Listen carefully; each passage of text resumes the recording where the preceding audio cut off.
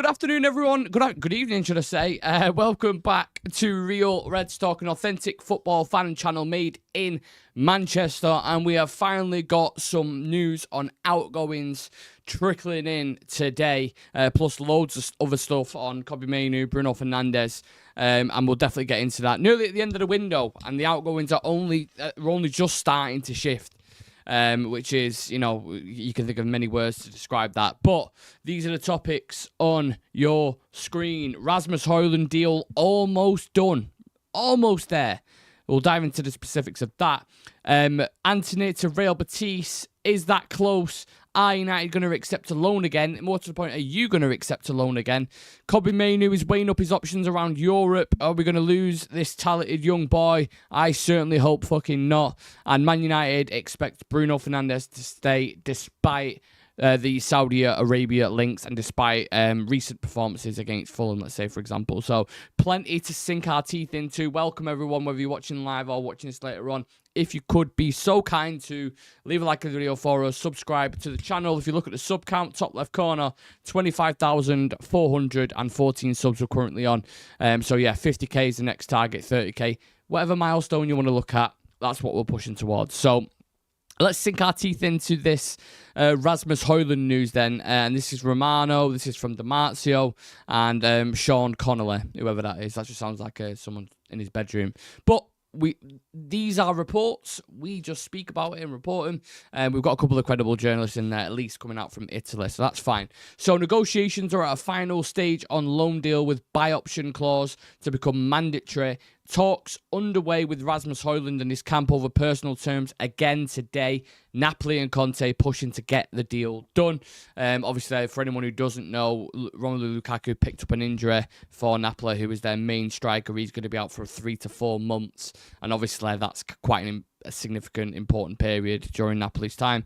Quite a bit of a gamble, I would say, although it's a loan with a bit of a mandatory obligation. I mean, I don't get how these things work nowadays, to be honest with you. Is it mandatory, or can they turn around at the end of it and just go, actually, we'll pay a 4 mil fee and you can have him back? In which case, we're back to square one like we was with Jadon Sancho. So I really want to know the specifics of this deal. I'm guessing we'll hear that when the news actually gets fully announced and fully complete. Then we can kind of find out the in-betweens and finer details for all those who want to know. DiMarzio has reported that Rasmus Højlund has already agreed his salary with Napoli. Again, that was never really going to be a big stumbling issue anyway, because, I mean, he's on about 60, 70k. So that's one of the reasons why we actually can loan him out. You look at Antony, who we're going to talk about in a moment, and Jadon Sancho, and all these guys, they're on, £200,000 plus per week, and clubs just simply cannot afford that. So with Rasmus, and even with Garnacho as well, although we will get a wage bump, whichever club signs him, most likely Chelsea.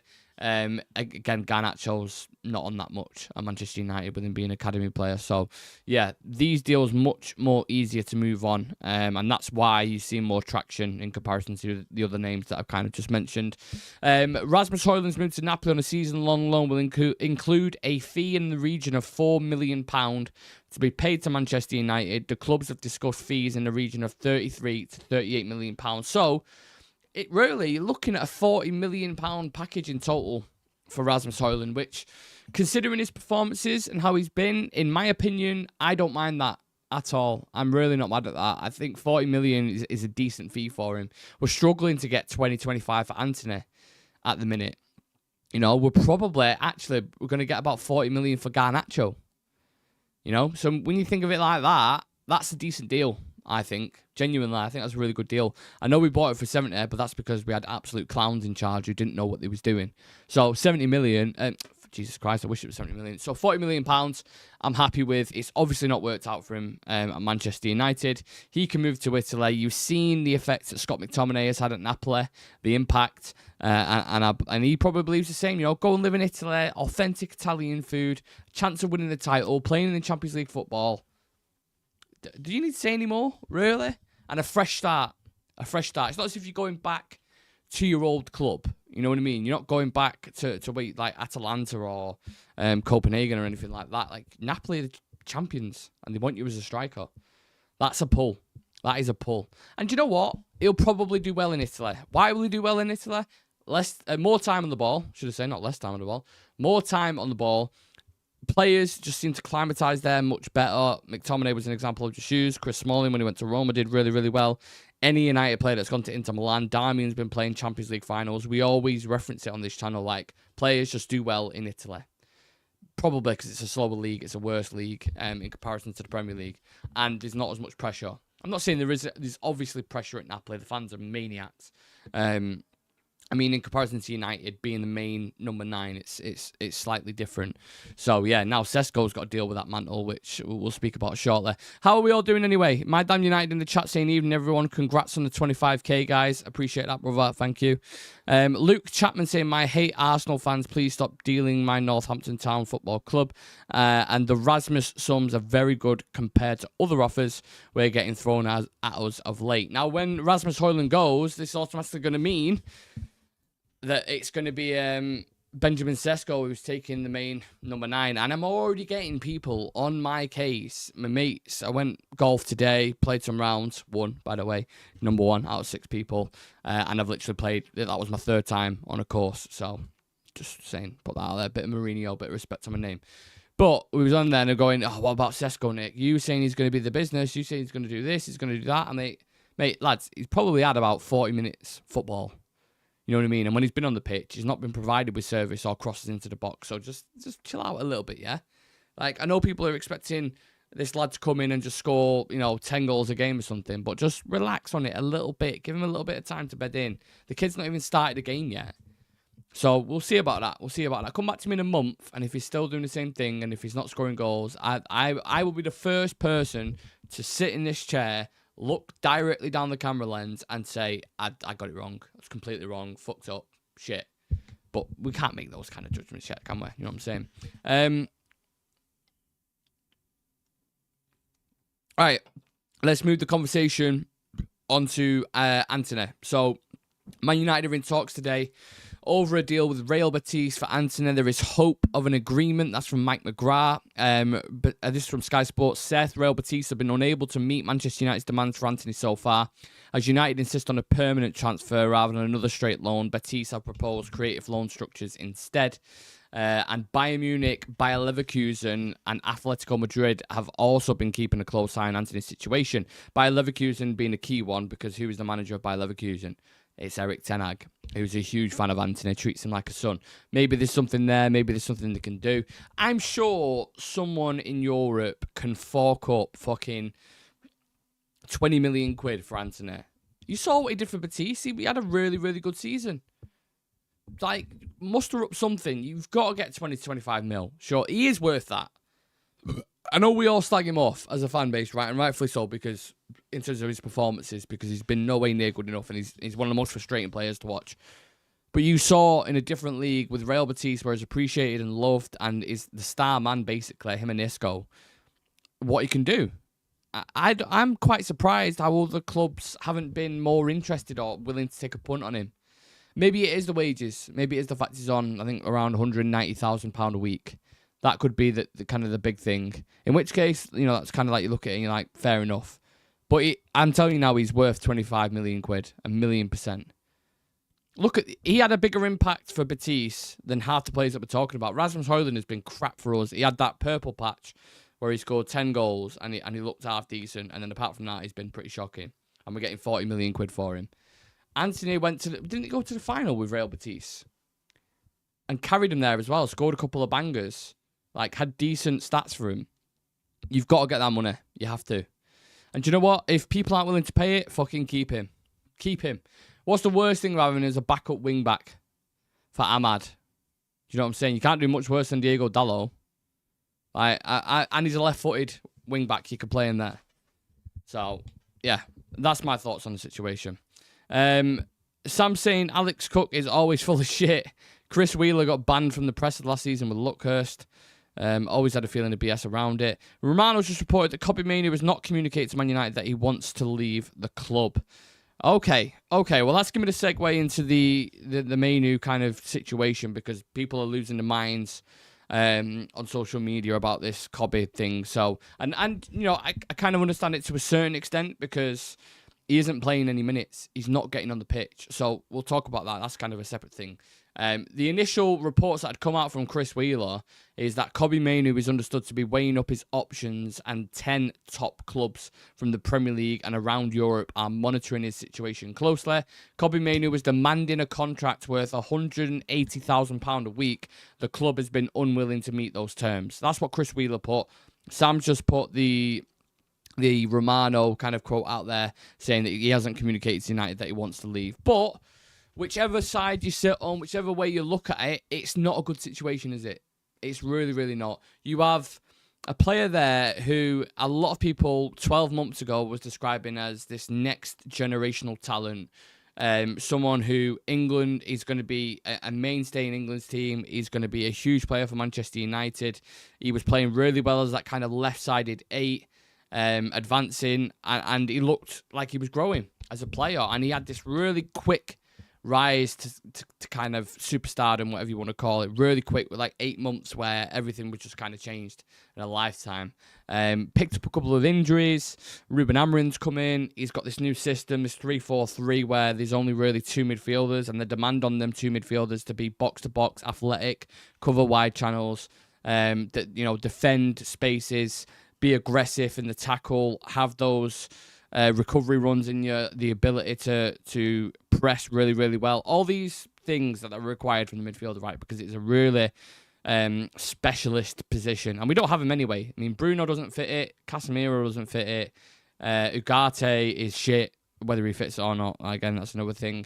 So it's a case of, what do you do with him? Is he going to end up growing into that role? Are you getting the best out of him from that role? I don't think you are. I think Kobbie Mainoo right now, if I'm looking at teams around Europe and I'm like, what kind of system would he fit in really, really well? Where would he play on a consistent basis? And I look at something like, even like Barcelona. Barcelona in a midfield 3 as one of the 8s. Again, people might tell me, well, actually, Hansi Flick plays this and whatever, blah, blah, blah. It's still a 4-3-3, basically. You've got Lamal, you've got Rafinha on the wings, Lewandowski up top, you've got Pedri in the middle, you've got Kobbie Mainoo if you was to go over there. But I'm saying that kind of role, that freedom to creative license to get forward and pick out players, carry the ball, dribble past players, that is what he's best at. That is what Mainoo is really, really good at. And he's only going to get better. And I think it would be an absolute damn shame if Man United lost a player like him. An academy player. Obviously Marcus Rashford has gone to Barcelona on loan, whether it be a permanent transfer or not, I'm not entirely sure. Scott McTominay has gone to Napoli. He's killing it there. Fair play to the lad. Alejandro Garnacho is going to move on and go to Chelsea, it looks like. So Kobbie Mainoo, I know you got Fredrickson and a few others, but Mainoo is the star one. He's the big one. He's the one you look at in times. I remember, the past couple of years where you go, yeah, this isn't great, this is great. But we have got Kobbie Mainoo and Garnacho. The bright young gems. There is a future attached to these kind of players. And for me, if you let him go, if you sell him to Chelsea or someone like that, I mean, what's the point? What's the point? Genuinely. And I think honestly, I think it could happen. If Amorim keeps bringing on Ugarte in that midfield instead of Mainoo, if he keeps playing Casemiro over him, even Bruno was absolutely dog shit yesterday. Awful. And didn't take him off. And didn't bring Mainoo on. What is the harm in that, giving him 20 minutes? It's frustrating. And he must be really, really frustrated. And thank God he's not the kind of player like Garnacho who's going to take to social media and bitch to his brother about not getting certain minutes and having certain expectations. The kid's still young. He's 19, 20. So we can grow into that role. Maybe we have another season of Bruno. Bruno leaves to Saudi. If that offer comes back in again. And then he takes that role. But he just doesn't suit it for me. He does not suit that midfield role. And again, it's like someone mentioned it the other day when we did the review, or I think it was Sam in the review with Shreyas, when I watched it back, he was like kind of crowbarring him in to the midfield. All of them. We have, I said this when I did my little review last night, and we dropped it at 12 o'clock today. I said this on the thing. I was like, all of the midfielders that we had the managers that we've had in the past 3-4 years, the money that's been spent, we've spent 900 million, right, with Amorim and Ten Hag. I think Ten Hag spent 600, 700 million, something like that. Ruben Amorim spent 200 now. And we're still in the same situation with our midfield. We're still talking about fucking Casemiro and Bruno being the midfield. Like, you saw that the level of difference from the significant investment that was made with Declan Rice, 100 million that midfield, game changer. Absolute game changer. Rodri, £40 million, came in the midfield, game changer. Casado to Chelsea and Enzo, very, very pricey, £200 million, over £200 million, but made a significant difference. Midfield, win and lose your games. That is your engine room. And in the Premier League, if you don't have a good midfield, I don't care how good your attack is, I don't care how good your defence is or your goalkeeper, there's a disconnect in the middle. That is your nucleus of your team. The reason why we were so successful back in the day is because we had Paul Scholes, Roy Keane, go back to the 90s, Ince was still a top player. Nicky Butt, when he filled in, was really, really good. Go to Darren Fletcher's, Michael Carrick's, these kind of players. Like, we had top draw midfielders. Bruno is a very good player, but he is not an 8. Casemiro, probably if you went to another league in Europe and you protected him with 2 athletic players, let's say you put him in Liverpool, but they're a bit more transitional at times, but you put like a Szoboszlai alongside him and you put Baliba alongside him. Casemiro sitting deep, just as that 6 or that protector, will probably still do okay. You know, send him out in Europe where the league's a little bit slower, you might be okay. But in the Premier League, when you're playing a 2 in midfield, and after time when we've got wing backs, we're playing like a back 5 and then a front 3, the gaps either side of those midfielders, it's too easy for teams to just drop in and pick us off. And Amorim needs to tweak something. He needs to change something, because if you keep playing like that, you're going to get picked off. And I'm telling you now, he would end up losing his job. My feeling right now, and I like Amorim, I think he talks a good game. I don't think he plays a good game. He's got 1.30 points on average. He's probably won as many as he's lost at United so far. I really like him, but you have to take away the emotional connection or the belief that you have in someone and look at it. Just really, really analyse the way we're performing at the minute, the way the midfield is, the way we're going. There is no promise in it for me. I'm looking at it. I'm trying to find something to... I'm trying to throw Amorim a bone. I'm trying to throw him a lifeline. And I can't see anything. I'm like, well, if this continues, if he doesn't get a result against Burnley, that's when it's going to start getting a little sticky. If he does not get a result against Burnley, it's going to be tough, mate. It's going to be really, really tough. You've got 1 point from 2 games. You've scored 1 goal, which was an own goal. And you have to start really, really well. You have to start well. So, yeah, I don't know. I'm a little bit disappointed. Football can change in an instant. Things can click. If you was looking for any kind of positives from that game, it was, Cunha and Boomer in the first 10, 15 minutes. Mason Mount, Bruno, the way they were shifting it was like, whoa. There was definitely a difference there. But then, like Sam said and Shreya said yesterday, after 20, 25 minutes, maybe the first half, if you want to stretch it to that, you saw things from last season, which we didn't want to see. So, you've got Burnley now. And I've gone off on an absolute tangent there talking about Kobbie Mainoo, but it all spirals into one thing done at the midfield. That's going to be an ongoing issue because I don't think they're going to significantly invest. He was looking at Carlos Baliba. That would have helped quite a lot. But now it's like, who are they going to go for? Are they still going to bid for a midfielder? Who's that midfielder going to be? Because I don't think Bruno's leaving either, by the way. Reports from The Athletic before that United don't expect Bruno to leave for Saudi Arabia before the transfer deadline on Monday. Sources in Saudi Arabia are equally sceptical that the links have much substance. So maybe they come in next year, but Bruno's here to stay. Bruno is the captain, which means Bruno is definitely going to play in that midfield role probably for 80% of the season. 90% of the season, you'd probably say. And Casemiro is going to be his partner. So strap in, because all that positivity after the Arsenal game and the things that we liked, that's not going to be enough. That's not going to be enough. My Damn United saying we need to get behind Amorim, Nick, not give up on him. Sorry, mate. Understand disappointment, but this time we need to stick to a rebuild. Even Rashford referenced this. I get it, but do you just stick with a rebuild for the sake of it? What if we lose to Burnley? Let's say we beat Grimsby, we lose to Burnley, you lose to Man City, you draw to Chelsea. Do you just stick with him for the sake of it? Give him time because Fergie had time. No, you need to win games. Man United is the priority is winning games. And Ruben Amorim has won about 15 games since he's come in. 15. That's it. I don't think he's beat a team in the Premier League currently. Like, no, what was the record now? Can't remember what it was. It was some record. Let me get it up because I want to get clarification on that. Amorim.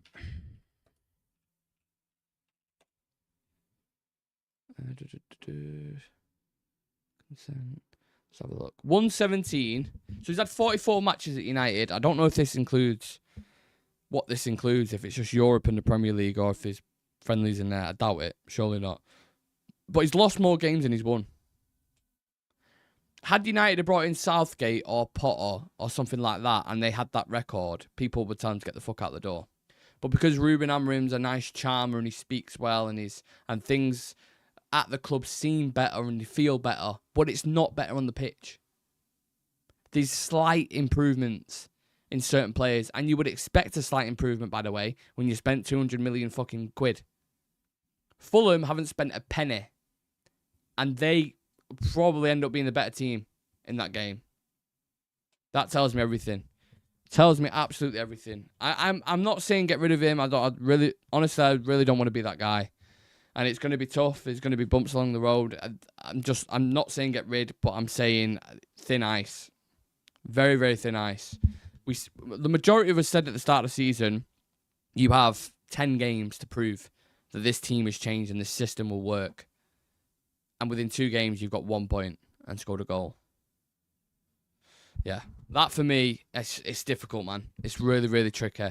But I'll be willing to be hopeful. I'll put it aside. Just because I don't want to be that negative Nelly around the team, and just as a person who's on YouTube and a fan who watches from afar as well, I don't want to be negative just for the sake of it. But I am worried about this season. I hope they turn it around. I hope they prove me wrong. I hope they go buy a midfielder. I hope the outgoings leave. Garnacho, Rasmus, Antony, Malacia if possible, and we bring in Le Mans. It looks like it's going to happen, and then we start building and we look better. But I'm worried at the minute. Really worried. Evening to James. Thank you for joining us, brother. Nice to see you in the chat. We knew the start was going to be tough. Forget last season. He may as well have been on gardening leave with the players he had. Even Sam Fonseca said when he won the league in his second season, that was nerve-wracking. Loads of last-minute winners. But we're not getting last-minute winners. We're getting goals scored against us with corners. We've got a goalkeeper who's flapping any cross that comes into the box. Our number one goalkeeper sat on the bench who makes too many mistakes. We've got a midfield where we can't get arguably a generational talent in there. And our best player, who's probably best in the number 10 position, is playing that deeper midfield role, which doesn't really suit him. And then the new signings are just settling in. They've got to work as the new fluid front three in Sesko and Bumo and Cunha. So that's there.